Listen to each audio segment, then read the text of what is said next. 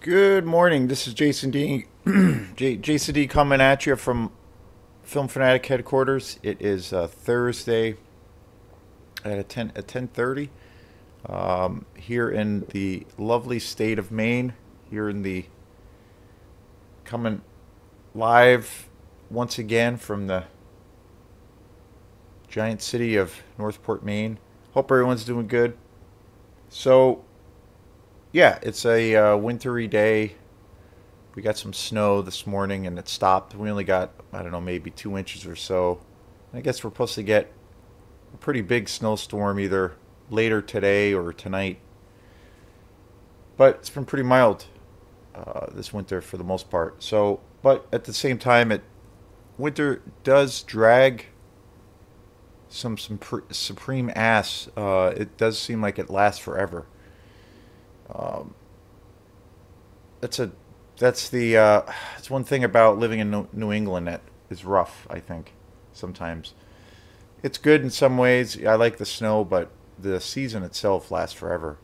But hey, it's a good time to watch movies, so it always puts me in a certain frame of mind. I talked a little bit about that, how certain movies, certain films where they have a particular kind of atmosphere, scenes, movies where there's lots of shots of where it's raining, or a film that takes place in the woods or out in the wilderness, or films that take place in the snow. Big fan, huge fan of those kinds of settings for films. For films that take place in the snow, I would have to say that The Shining is my go-to movie. That movie just strikes such a powerful chord with me, and as well as millions of other people. But to me, it's like the epitome of like isolation, and it just captures that winter cold, aesthetic or that world. Another film that I feel does that for say movies that are set in a kind of a wilderness, or set the backdrop might be like a forest. I One movie, there's a lot of movies obviously that can fit in any of these categories, but one movie that I can think of off the top of my head is The Witch, Robert Eggers' film. That is entirely shot in the wilderness, and the forest and the woods are very much a part of that movie. I think that movie completely is so great how it almost uses that atmosphere, like The Shining, the climate, and living in that kind of environment. It acts like the wilderness essentially acts like a character in that film. And then for settings of where there's lots of rain, Blade Runner. That movie for me is the perfect atmosphere in that world. So it's always, I've always thought having worlds. Well, I've always felt too like movies that are real journeys, movies that you really can kind of dive into and really escape. Those filmmakers are so preoccupied, and they're usually, all three of those films that I mentioned, I feel like they're all done by, they have such a powerful narrative, but the storytelling is so powerful, but the world's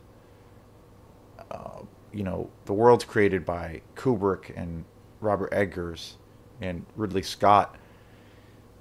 They're pure forms of escapism. I mean, it's totally through sight and sound. You're disappearing into this world for those 2 hours, and I feel like those guys in particular, and again, there's tons and tons of examples, but those are movies and directors I can think of right off the top of my head.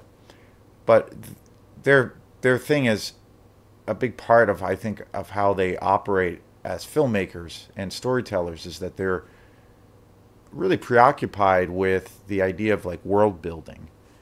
And when I think of that word, or try to use that word to explain what I kind of mean, or what I'm trying to get at, is, creating this fairy tale, creating this tale that is very powerful, rich, has lots of layers, even uses lots of metaphors, but it can reach and really connect with people. And they're essentially creating this entirely new universe that you've never seen before, where it's totally immersive, and their thing that they're trying to do at the end of the day, I feel, with those films in particular, or those filmmakers in particular, definitely with those filmmakers, is they're essentially, they're world building. So the stronger that those worlds are built, the it's easier to escape. It's easier, you're allowed as a viewer easier access to throwing away your sense of disbelief or belief, and just diving into that pool. So yeah, just amazing. And again, for films, well, films in general, but worlds that are really built for a lot of these great films. Again, there's like, tons and tons of great, wonderful examples of that. But those are three I can think of, just, without, that just come to my head right away automatically, and it's not like, it's just an easy thing to access. But today's show, I'm really, really excited about. This is a show and a movie I've been really, really wanting to get to, and especially a movie that has meant and does still mean so very much to me. One of the most powerful movies I think ever made. One of the greatest horror movies in general. One of the greatest, easily one of the most glorious Italian movies ever made.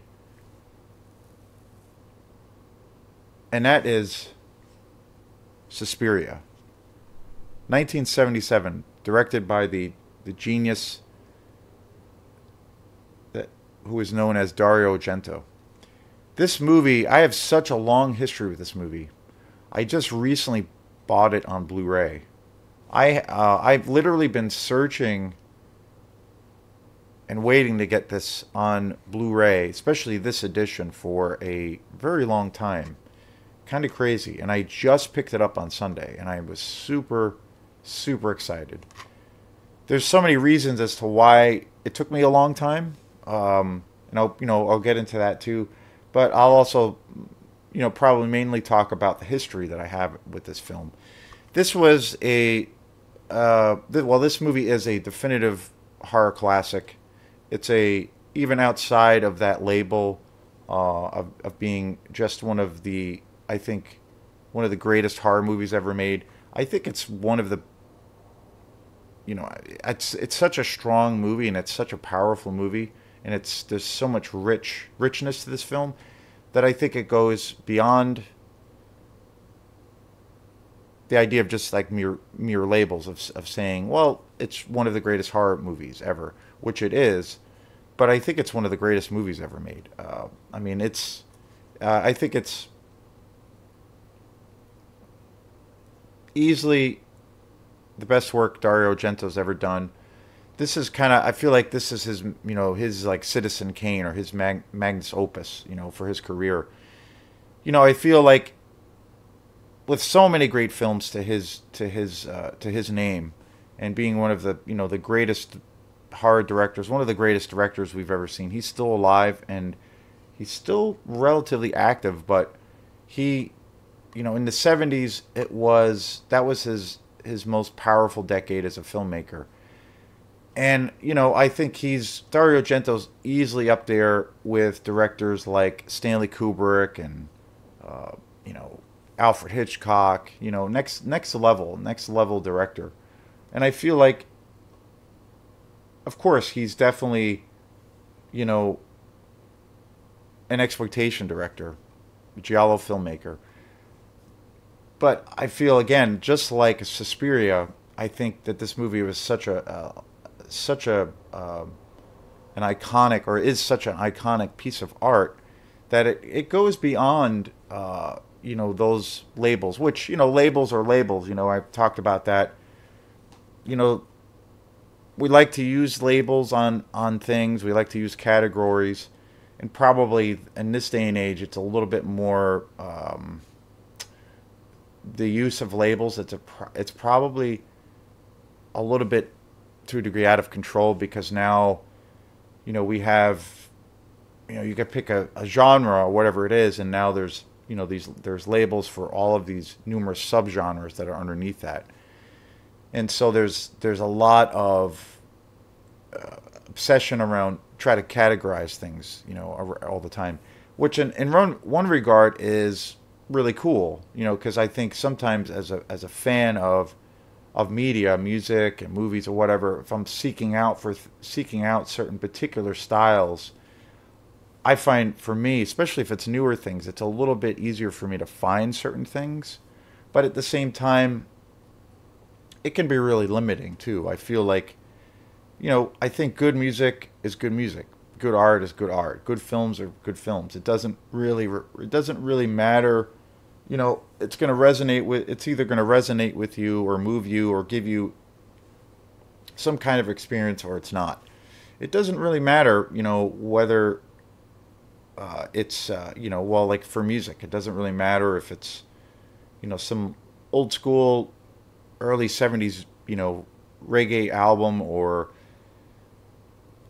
a pop artist that is around, that's like a modern day pop artist, or some hip hop record, or a funk album, or a classic jazz album, or a newer jazz album, or it doesn't. At the end of the day, I feel like it's all, if it's something that's done with, if it's a sincere form of expression and it resonates with you, it doesn't really matter. It doesn't matter. I think good art breaks those boundaries of what a genre is, or what a category is, or what a label is. For me, I'm kind of more in that in that space of how I think about categories. I feel like it doesn't, if it's powerful and it's gonna give you an experience, it doesn't matter what it is. There's always that, I've talked about that before, but with that great quote by Dizzy Gillespie, the famous jazz trumpet player. It was like the famous interview he gave many, many years ago, where he was talking about, the journalist was asking him questions about, what kind of music do you like? And I remember, like, during the interview, he named, all kinds of stuff. He named like classical composers. He named like rock and roll bands. He named, just all kinds of stuff. And he said for him, like, how he felt, in regards to categories, like, putting things in categories, or like, having to label things, put them into genres. He felt for him that, well, good music is good music, bad music is bad music. It doesn't matter what genre it is. And I think that's so cool. Like, in particularly, like, I'm not a huge fan of, say, bluegrass Americana music. I'm not a huge fan of that style of music. I've listened to a lot of it. I've been exposed to a lot of that music. It's very popular, say, here in Maine, and and also, say, country and western. I'm not a huge fan of that style per se. But that being said, I have a few albums in those respective genres that are just, I find, are so damn good that I just look at it as just really great music. I don't really put a cap on it and say, well, I don't really like bluegrass Americana music. It's not my jam, so I don't really like it. I don't give it any, validation or any props. Same thing with country. There's many, country artists that I really, really love, particularly the old school stuff. And there's some Americana, folk kind of stuff, artists that I've heard over the years that I really, really love, and it's not a genre that I, as a whole, that I dive into too deeply, but I have listened to a lot of it, and to me, that's just a perfect example of like, two things you might not really, you might not get a rise of, but there's going to be artists or you know figures in those areas that put out such great music or art that it doesn't matter, and at the end of the day, that's what it is. It's just, and I take that same stance with films. But that being said, I also find, it's a balance, but I also find that sometimes there are, being able to use certain labels. I mean, that's how we communicate as, as people. We love to use labels for things. But I think it's, for me, I know in a lot of ways when I'm seeking out new things or trying to find something that I had seen a long time ago, whatever, a lot of the times if I look at it and do those searches while using those kinds of, like say if I'm looking for something that's like some like really obscure, sleazy horror movie, when I use, say, go on Google or whatever I'm doing to search it down, or YouTube, typically if I use that way of, trying to find those films or a particular film, I'll have a lot more luck. So it's a balancing act. But I think Dario Argento is, right up there with like Alfred Hitchcock, Stanley Kubrick, Francis Ford Coppola, Martin Scorsese. I mean, he's one of those special artists that, has his work will always stand the test of time, but I think he raised the bar so incredibly high. And the interesting thing about Suspiria, like this, again, like I said, this movie, this was one of the movies of my youth. Like I used to see this. This was definitely probably the first Italian movie I think I ever saw, the first Italian horror movie, and definitely like the first kind of exploitation movie. And as a kid, growing up watching movies like the Friday 13th franchise, Halloween, movies like Maniac, Tourist Trap, Texas Chainsaw Massacre, The Car, and also this. Suspiria was definitely one of the first movies I ever saw, and I remember it just totally scared the crap out of me. It was one of those movies I remember seeing as a kid that it really, I don't know, it was like it was a deeper kind of experience. I remember it was a film that like kind of got under my skin and legitimately scared me. And after after I saw this movie, I remember seeing, and again, this was back in the days of the VHS days. It's hard to believe too. I forgot that this came out in 1977. Like, that's just nuts, and how incredibly powerful this movie still is. But I remember shortly after, as a kid, watching Suspiria and just being blown away by it. That was my Suspiria was my my introduction to Italian horror exploitation. And then I ended up seeing like House by the Cemetery, The Gates of Hell, Zombie, all these great other Italian movies. So it just, it was during that time, during the VHS days when you were in the aisle of like your local video store. And as a kid, I would always go to the horror section, and that was the thing, was that you would look at the covers of these cases, and it was just like, wow, like they looked all just so amazing and intriguing, and that was what got me to to rent these movies and to eventually buy them. But Suspiria was definitely the first Italian movie I ever saw as a kid, and it just blew me away. I didn't even think of it in terms of, like, I remember when I first saw it, it scared the crap out of me, and it was just such a haunting movie.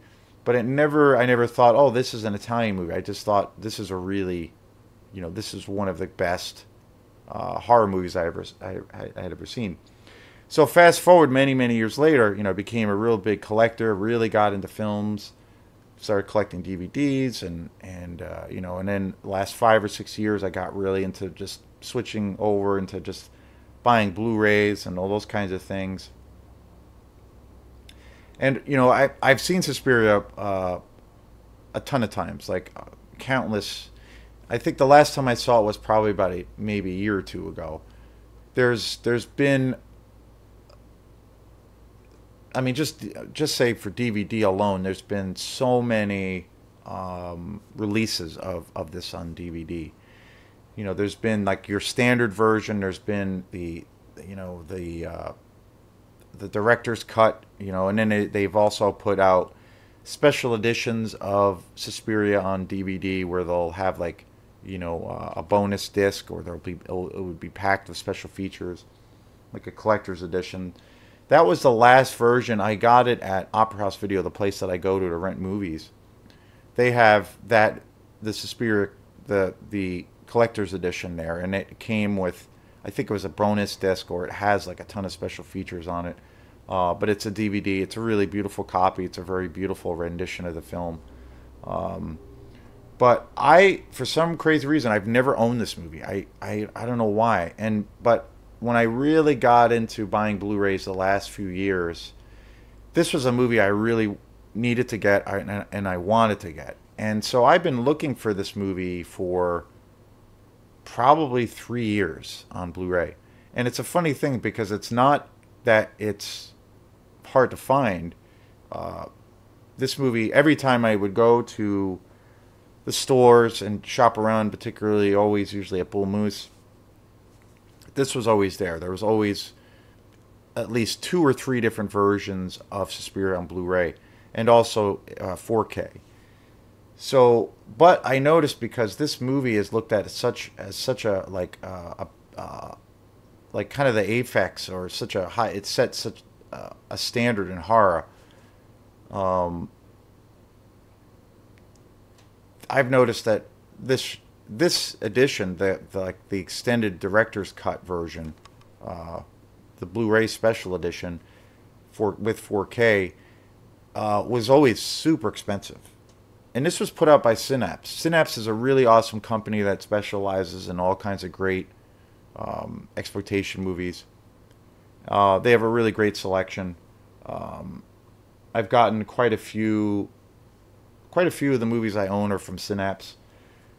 But what I noticed in my travels, I was looking for this, and a lot of the times, because this movie has such a huge fan base, such a huge cult fan base, and there's such a demand for this movie, Synapse put out a bunch of different editions of this movie, but they were always limited pressings. And then every time they were coming out, or every time they would be released, they would sell out. And then they would slowly increase the prices, because they knew that this movie, is such an iconic movie and such a popular movie. They kind of would, make a little bit of money off of it, but then realize, well, there's an audience, so we can kind of milk it a little bit more, raise the prices a little bit more, and then we'll put out another edition. Where we'll put a few more special features on there, maybe some more interviews with some of the people involved with the film itself, which you can't blame them for doing that. But as a consumer, I found it very hard, because I remember seeing this listed at times even up to, say, a year ago or less, 35, like starting price was like 35, and I've even seen it for $45 for one movie, which is crazy, and 2 discs. And again, this is a must-have movie for anybody who is I feel like this is like a holy text in the world of horror. And I think for anybody who's a fan of horror, this is like an essential movie. And I think, if you're just a fan of films, I think this is an essential movie to own. But because of those prices, I just was like, man, I gotta wait. It was a little bit too much for me. But I almost a couple times bit the bullet and just went ahead and just got it, because I needed to see it. And I've never seen it on Blu-ray. I've seen good prints of it, like I said, or good versions of it, or really great versions of it on DVD, but never Blu-ray.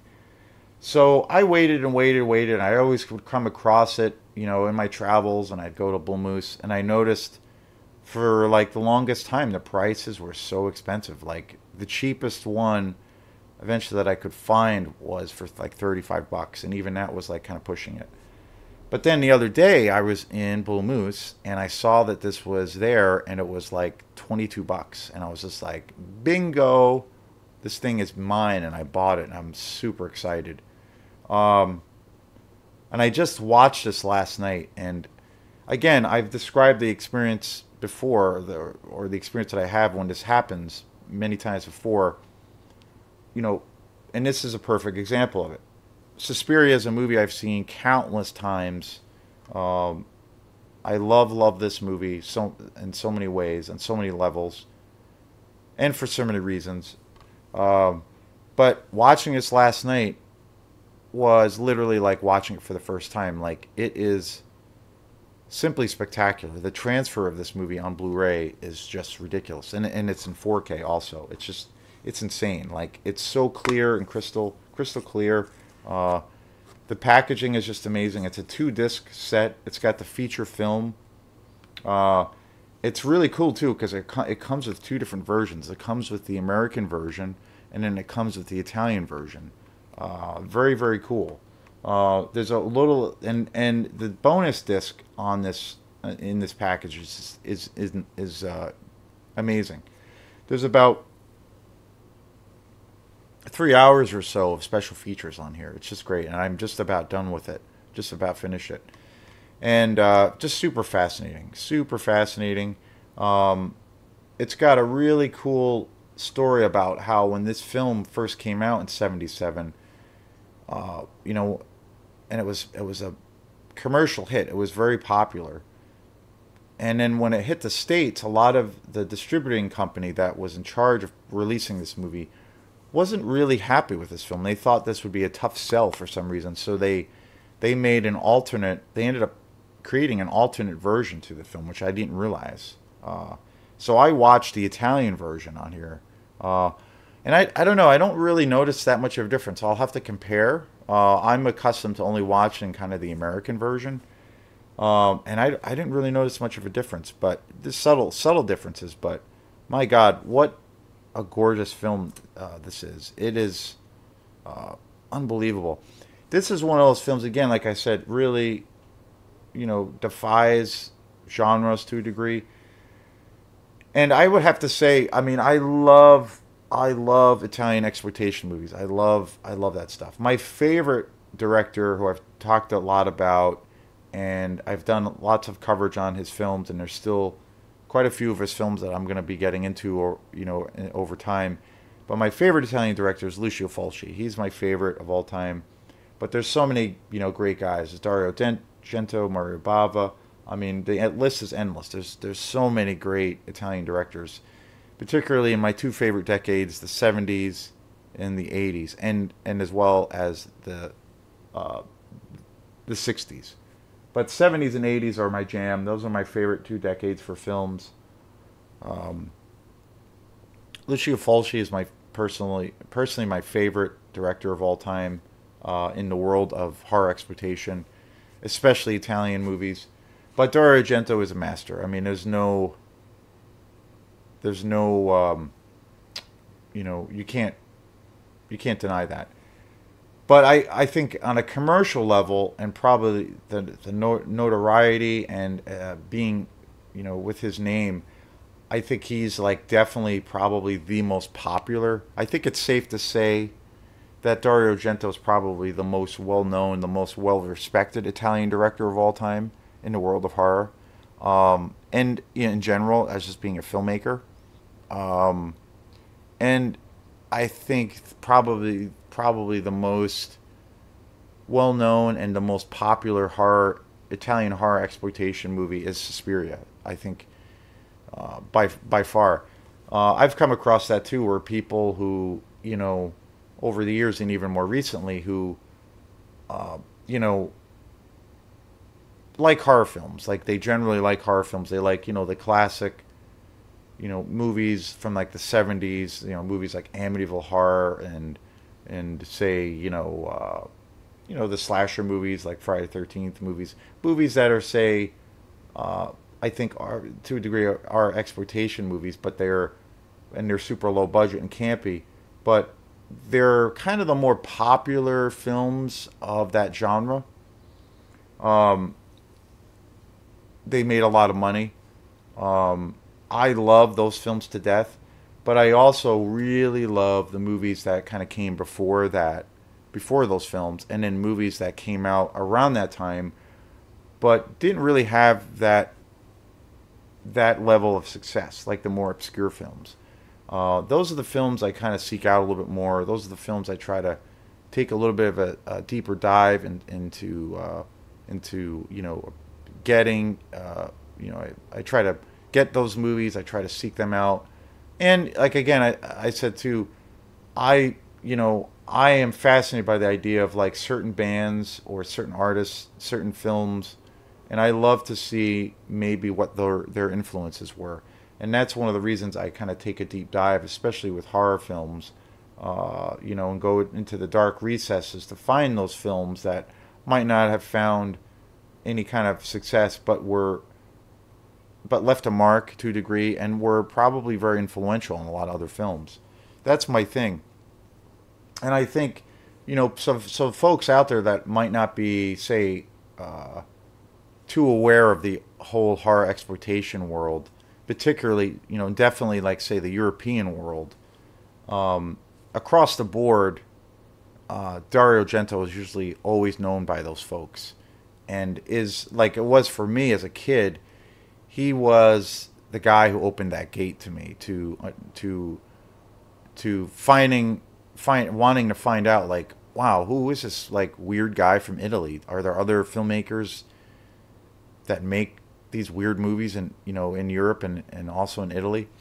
So Dario Argento was that guy who got me into Italian horror, and when I discovered that he was one of many directors, it was like the floodgates opened, and it was just it opened the door so much to where it's even now, probably even more so now, I'm discovering more and more Italian horror films than I ever did before.